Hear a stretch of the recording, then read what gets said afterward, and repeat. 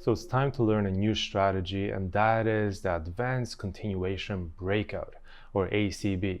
So at this point, we've already learned a few different strategies: the IBO, the CBO, the ABO, the Advanced Breakout. This strategy number 4, the Advanced Continuation Breakout. It's a little bit more advanced than the IBO and the CBO.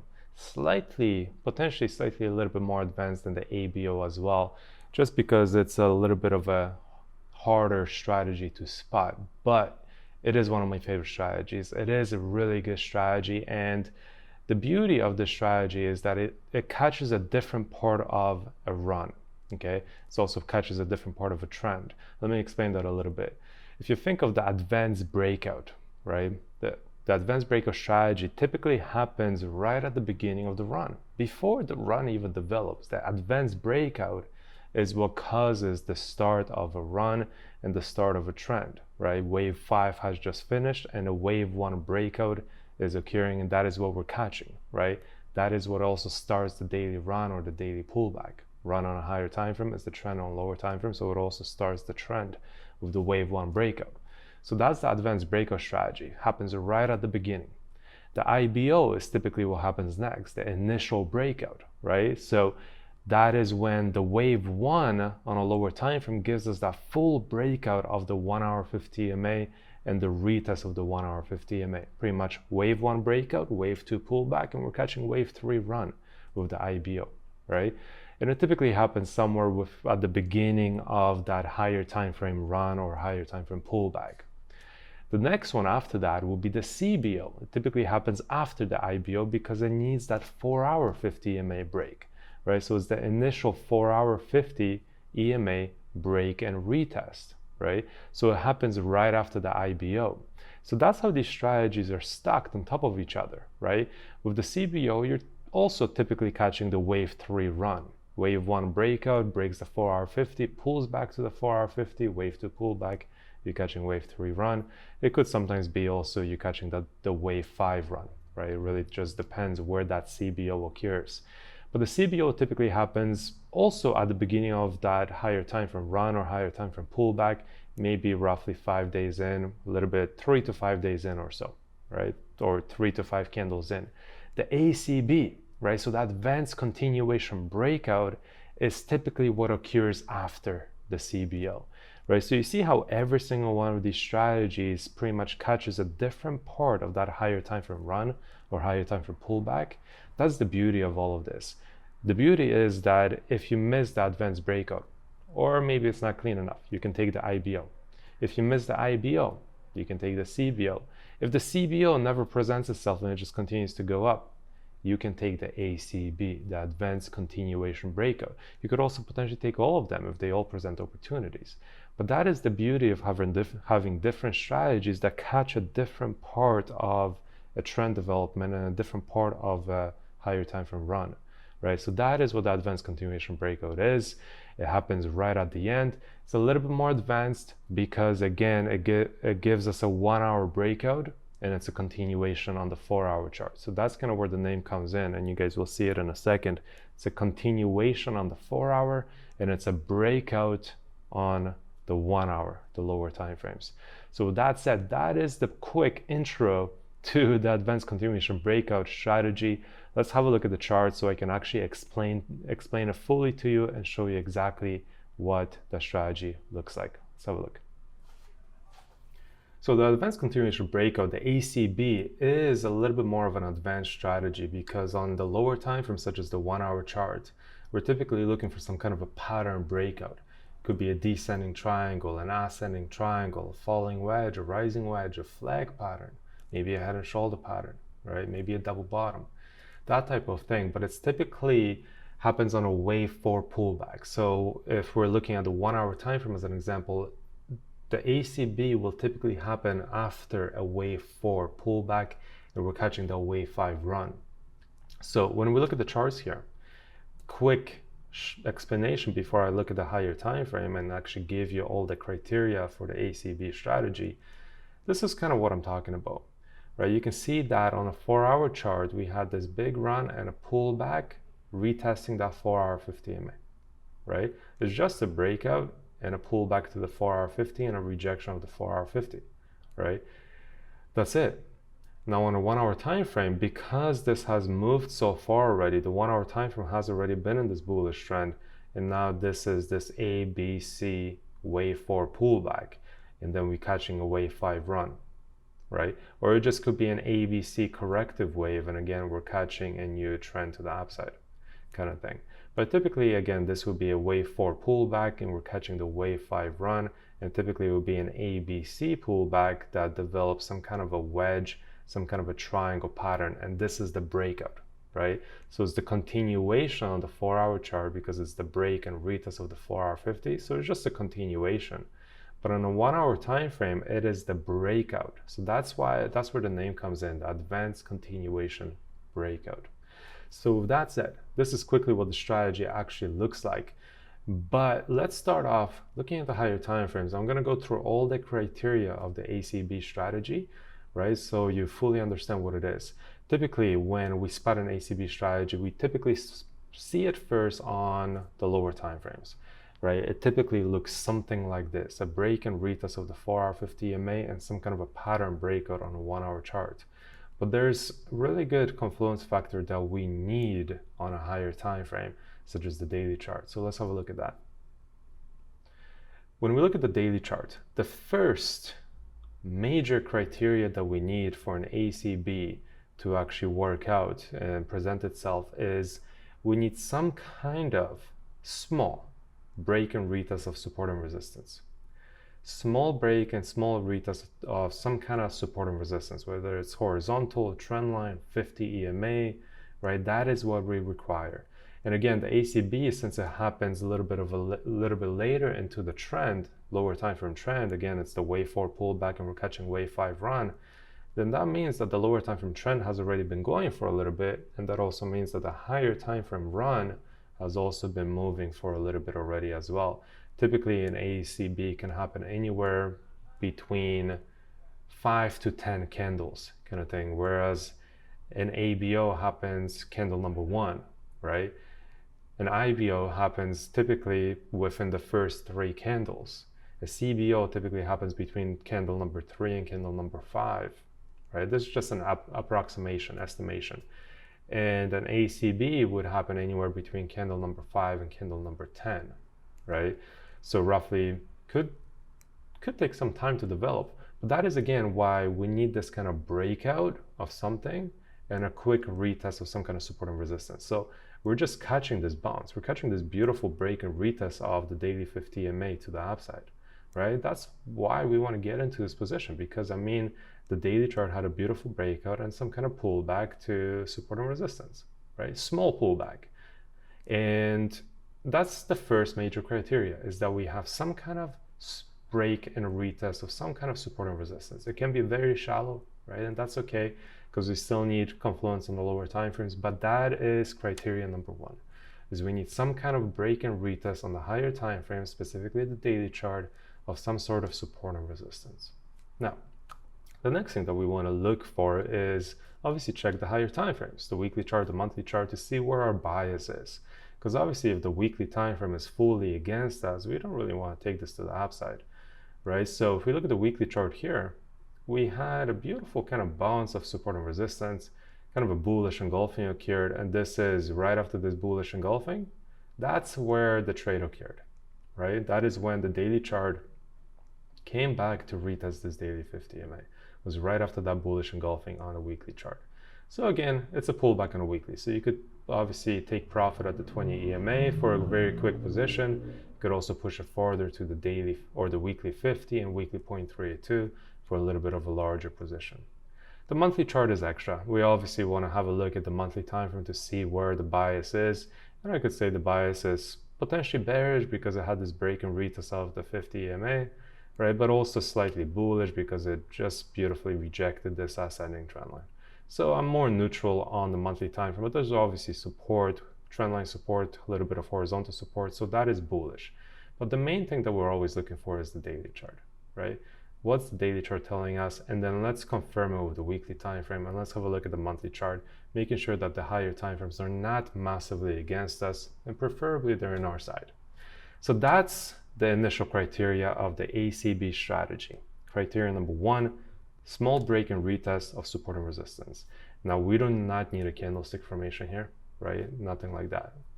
Deceleration will typically already be there, but we don't need a reversal candlestick formation because that will typically happen after, just like an ABO, just like an advanced breakout. We don't need a reversal candlestick formation, we just need major support, right? Same thing in this case, we need support or resistance. And we don't need a reversal candlestick formation because that will happen after the trade is taken, right? Just like with the advanced breakout strategy.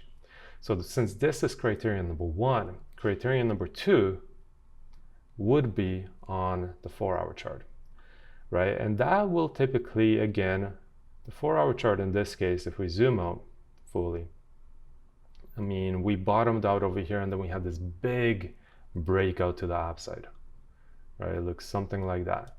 Beautiful breakout. And then what we're looking for on a 4-hour time frame is typically, if you're looking at the 4-hour chart here, a CBO, right? The complete breakout would have been occurring roughly right here on a break and retest of the trend line that I just drew in, the 4-hour 50 EMA, right? And the 1-hour 50 EMA would be lining up around that time as well if you look at the 1-hour chart right here, right? So 1-hour 50, 4-hour 50 trend line on the 4-hour chart, this would be the CBO. It just never pulled back to properly reject those levels to actually give us a complete breakout CBO entry, right? It just never pulled back, and that's okay. And you can see it continued to go higher and higher and higher on this 4-hour time frame, and then it finally pulled back to the 4-hour 50 EMA. But at that point, the 1-hour chart has already developed a trend, right? And then when the 4-hour chart pulled back, the 1-hour 50 EMA was broken to the downside. So this looks what? Like an IBO on a 1-hour time frame. Hence why it's a little bit more of an advanced strategy. But let me come back to that.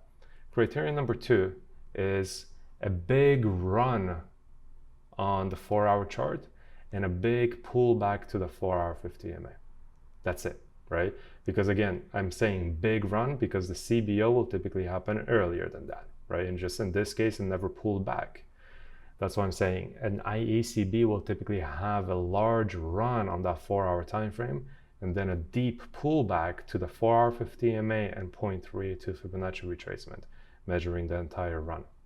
Okay, so that's criterion number 2, is we need this big run and a deep pullback to the 4-hour 50 EMA and rejection of that 4-hour 50 EMA. We need to believe that that 4-hour 50 EMA is being rejected.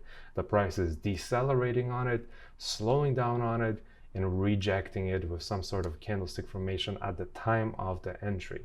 Now, the candle can be developing at the time of the entry as well, but we need to believe that that level, that 4-hour 50 EMA, is acting as support or resistance, right? And is being rejected. So that's criterion number 2. Criterion number 3, right? Because again, we had that big run on a 4-hour time frame, the 1-hour chart will typically break the 1-hour 50 EMA like this, right? And give us this ABC pullback, typically like a falling wedge. So it's just a pullback on a 4-hour chart, and on a 1-hour time frame, it's a little bit of a deeper pullback, developing some kind of a pattern. So the reason why we're looking for a pattern is because a pattern tells us deceleration, right? The pattern is telling us that price action is actually slowing down, whether it's a falling wedge, a rising wedge, a flag pattern, right? An ascending triangle, descending triangle, a double bottom, a inverse head and shoulder pattern, a continuation head and shoulder pattern as an example, right? That's the kind of things that we're looking for, but it typically will be some kind of a falling wedge or a flag pattern that we will be looking for when it comes to the ACB strategy. So just like with the advanced breakout strategy, we are looking for momentum, candlestick formation, and a pattern, right? So the first thing is, this would be criteria number 3, is we need some kind of a pattern on the 1-hour time frame, okay? And in this case, we have this falling wedge. That's what we need. That is criteria number 3, is some kind of a pattern on the lower time frame, in this case, the 1-hour chart. Criteria number 4, we need momentum and candlestick formation. So we need to believe that the bottom of the pattern, right, that the pattern is going to have a breakout. just like the ABO strategy, we need to believe that there is a breakout going to happen. So with the ACB on this lower time frame, on the 1 hour chart specifically in this case, we need to make sure that we have some kind of momentum, some kind of candlestick formation that makes us believe that this pattern will have a breakout in our favor, right? So in this case, we had a tweezer bottom, beautiful tweezer bottom, reversal candlestick formation, rejecting the bottom of that pattern. And this is all obviously happening on the 4-hour 50 EMA. So it's both. Criteria number 4 is we need some kind of candlestick formation on the 1 hour chart and 4-hour time frame. Same thing with an ABO. When the ABO, when we're taking the advanced breakout, we need momentum and we need candlestick formation on both the 1 hour chart and the 4-hour chart. 1 hour chart is the pattern breakout, and on the 4-hour time frame, we're looking for some kind of reversal candlestick formation and so on. And that's the same thing here. We're looking for reversals on that 1 hour time frame that tells us there's bullish pressure in this case. That's going to give us a bullish breakout because we're looking for a bullish trade, right? And we're making sure that we're rejecting that 4-hour 50 EMA, hence why we need some kind of reversal candlestick formation on that 1 hour time frame, and also preferably on the 4-hour chart, because that's going to tell us that that 4-hour 50 EMA is being rejected. And then the last thing is obviously we want to make sure that there's volume in the market, right? So that we're entering when there's volume, when there's momentum, and so on, just like with the ABO strategy. So that's what we're looking for, right? Step number 1, do we have a small break and retest on the higher time frame, specifically the daily chart, of some sort of support and resistance level? That is criteria number 1. We need a small break and retest of some sort of support and resistance level on the higher time frame, specifically the daily. The next thing is we need a big run on a 4-hour chart and a deep pullback to the 4-hour 50 EMA and 0.3 to Fibonacci on the 4-hour 50, right? That is criteria number 2. That is what we require on the 4-hour chart. Criteria number 3 is the 1-hour time frame. Is we need some kind of a wedge, some kind of a pattern, right? It's typically a wave 4 pullback, and it's typically going to be an ABC wave 4 pullback, right? So we're looking for some kind of a pattern, a falling wedge, a rising wedge, a flag, continuation head and shoulder pattern, double bottoms, double tops, that kind of idea. But typically it will be some kind of a wedge, like in this case, right? So that's criteria number 3. And criteria number 4 is, again, we need momentum, we need candlestick formation, we need to believe that that pattern will have a breakout and that that 4-hour 50 EMA will be rejected, because we're catching wave 5 run. So we need to make sure that we believe that that wave 5 run is beginning right now because of that pattern breakout, right? So that's where momentum comes in. That's where candlestick formation comes in. We need some kind of a reversal candlestick formation on the 1-hour time frame, and preferably as well on the 4-hour chart, right? That's rejecting roughly that 4-hour 50 EMA. That's the main criteria of the ACB strategy. Now, I want to talk a little bit more here. I want to talk about targets.